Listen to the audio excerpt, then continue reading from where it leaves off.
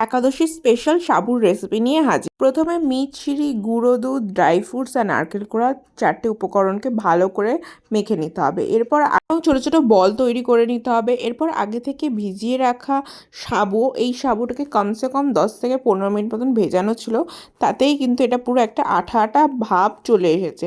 এরপর ওটাকেও ভালো করে মাখতে হবে, যেমন করে আমরা আটা মাখি।